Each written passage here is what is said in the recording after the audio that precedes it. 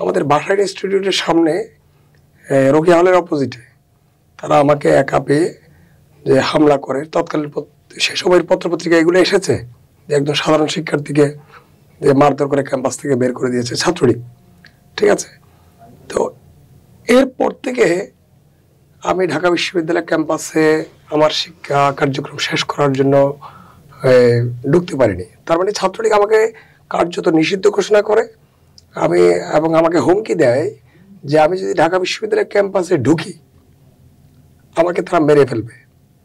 ঠিক আছে, এরপরে আমি দীর্ঘদিন চিকিৎসাধীন ছিলাম, প্রায় 7-8 মাস মতো চিকিৎসাধীন ছিলাম। আমার কিডনি ড্যামেজের অবস্থা হয়ে গেছিল। এটা কি আহত হওয়ার পর থেকে? ওরা আমাকে শুধু কোমরে মারছে, মানে আমার এই যে শুধু এই পিছনের জায়গাটাতে শুধু কোমরে হিট করছে বেশি, শুধু লাথি। ঠিক আছে, তো অনেকদিন অসুস্থ ছিলাম।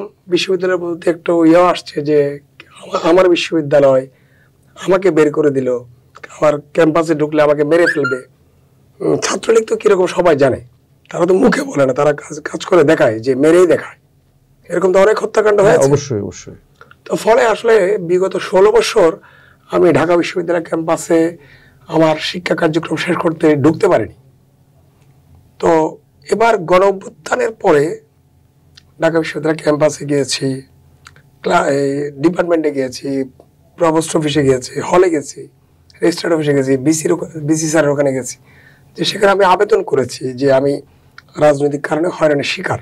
আমার একটা বিষয় হচ্ছে, আমাদের নাগরিকরা, সাধারণ নাগরিকরা অনেকে জানে না, বা যারা এই সময় যারা শিক্ষার্থী অনেকে জানে না, ঢাকা বিশ্ববিদ্যালয়ে পলিটিক্যাল হ্যারাসমেন্টের শিকার হলে কোনো ছাত্র বা রাজনৈতিক কারণে যারা ঢাকা বিশ্ববিদ্যালয়ে ক্লাস পরীক্ষা শেষ করতে পারে না, তাদেরকে রাজনৈতিক পট পরিবর্তনের পরে ছাত্রত্ব পুনর্বর্তী অনুমোদন দেওয়া হয়। এটা ঢাকা বিশ্ববিদ্যালয়ের রুলসটা অনেক আগে থেকে আছে। ধরেন এখন ছাত্রলীগ, বুঝতে পেরেছি, ছাত্রলীগ তার নৈতিক কারণে বা গণহত্যার কারণে সে নিজে এখানে ঢুকতে পারছে না। তো ছাত্রলীগ কিন্তু ক্যাম্পাসে ঢুকতে পারবে কখন? যখন কোনো রাজনৈতিক পরিবর্তন তাদের পক্ষে আসবে ভবিষ্যতে। সেটা এই 15 বছর পরে হইতে পারে, 20 বছর পরে হইতে পারে। তখন কিন্তু তারা আমার ছাত্রত্বের দাবি নিয়ে এখানে আসতে পারবে, অনেকে আসবে, হয়তো আসবে। ঠিক আছে, আচ্ছা আমি আরেকটা কথা যুক্ত করি, সেটা হলো ধরেন কিছু শিক্ষার্থী যারা না জেনে কথা বলছে, মানে মন্তব্য করছেন, বা সাধারণ নাগরিক তো জানার কথা নয় ঢাকা বিশ্ববিদ্যালয়ের ভর্তি প্রক্রিয়াটা কিরকম, পুনর্ভর্তির প্রক্রিয়াটা কিরকম।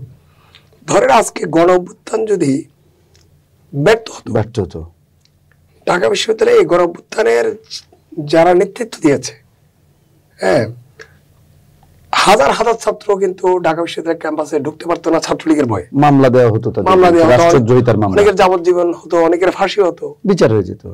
একটা বিশেষ ট্রাইব্যুনাল গঠন করতো এই আসামিদের জন্য। অবশ্যই করতো, শেখ হাসিনা এটা করতোই। ফেসিবাদ তো এভাবে কায়েম হয়, তাই না? অবশ্যই।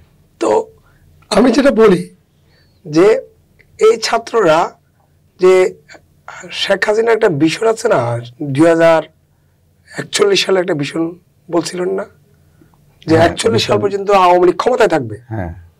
তো ছাত্রদেরকে 42 সালে এসে ছাত্রত্ব নিতে হতো, বা ঢাকা বিশ্ববিদ্যালয়ে তাদের ছাত্রত্ব ফেরত দিতেন। এই যে সময়টা, এই যে শিক্ষার্থীরা কিভাবে কাটাতো। অবশ্যই। ঠিক আছে, এখন দেখেন ঢাকা বিশ্ববিদ্যালয়ের সম্পত্তির পরিমাণ কত? 600 একর। বিশ্ববিদ্যালয়ের নিয়ন্ত্রণ আছে 200 একর। তাহলে আর 600 একর আর 400 একর গেল কই? এই 400 একর বিশ্ববিদ্যালয়ের সম্পত্তি যে বিভিন্ন জনের হাতে, দখলদারদের হাতে। তো আজ পর্যন্ত বিশ্ববিদ্যালয় কর্তৃপক্ষ বা সরকার, নানা সরকারগুলো যে ঢাকা বিশ্ববিদ্যালয়ের সম্পত্তি ফিরিয়ে দেওয়ার জন্য তেমন কোনো গুরুত্বপূর্ণ ভূমিকা রাখে নাই।